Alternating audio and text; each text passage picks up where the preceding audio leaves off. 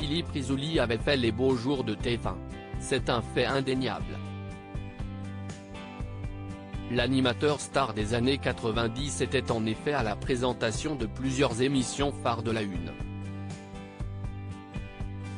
Jeopardy, Interville, Le Millionnaire et surtout, Juste Prix. Il excellait dans son métier. En ce sens, il était devenu la coqueluche des téléspectateurs. Il faut croire que tout allait bien pour lui. Au début des années 2000, la direction de la première chaîne avait pourtant décidé de se passer de ses services. Un véritable coup de massue pour la star du petit écran qui pensait, à l'époque, y terminer sa carrière.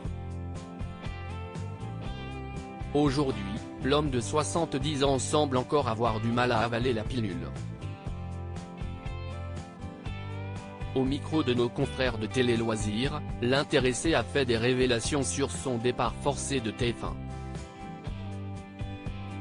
Philippe Risoli évoque la fin de sa carrière chez le groupe TF1. À en croire les bruits qui courent, Denis Brognard pourrait quitter la présentation de Koh-Lanta.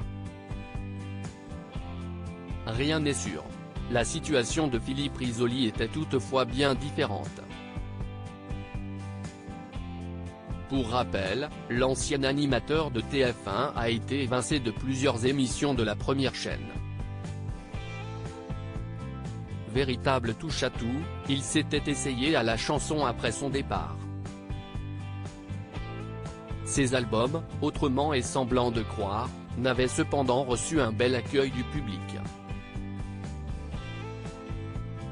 Par contre, le père de 2 enfants connaît un certain succès auprès de ses lecteurs.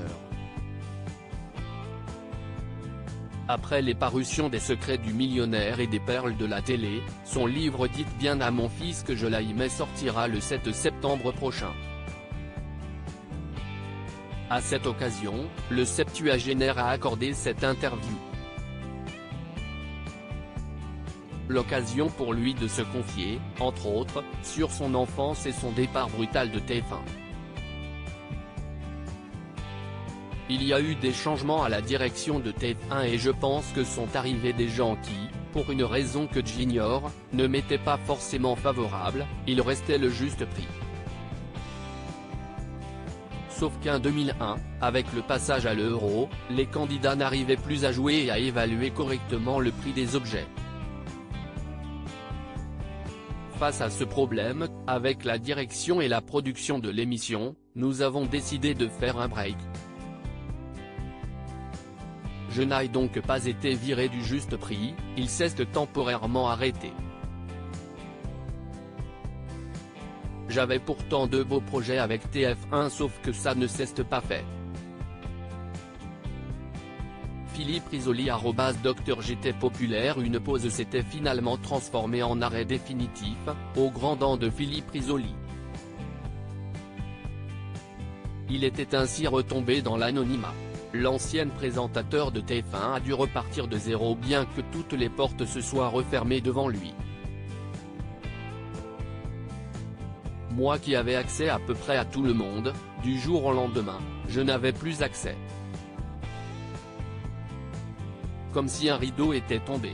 Je n'ai jamais compris pourquoi on s'était privé de mes services alors que tout marchait bien et que j'étais populaire. Heureusement, Philippe Risoli a su diversifier ses activités au fil des années.